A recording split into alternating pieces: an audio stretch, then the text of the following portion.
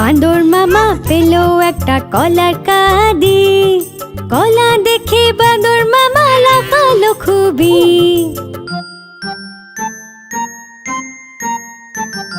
তাড়াতাড়ি কলা ছাড়ালো বাঁদর মামা রে। খোসা এদিকে ওদিকে, ওদিকে এদিকে সেদিকে ফেললো। বড় টুকরো মুখে ঢুকিয়ে মুখ খুলে পুরো কলা চিবোলো।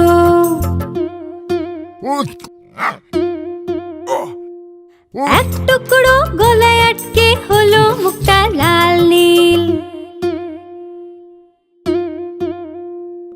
ভালুক দাদা তখন বাঁদর মামার পিঠ চাপড়ে জল খাইয়ে বোঝালো ওকে, মুখে খাবার কখনো বেশি নিও না, ছোট টুকরো নেবে, মুখ বন্ধ করে চিবোবে।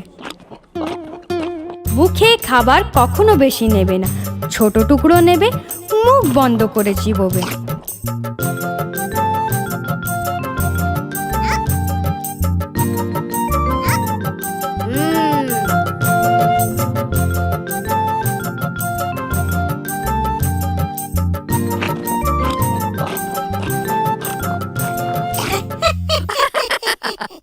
আমি বাঁদর মামা হব না, আমি ছোট টুকরোই নেব আর মুখ বন্ধ করেই চিবোবো আর খাবার না ফেলার চেষ্টা করব। তোমরা তোমাদের খাবার কিভাবে খাও কমেন্টে লিখে আমাদের জানাও।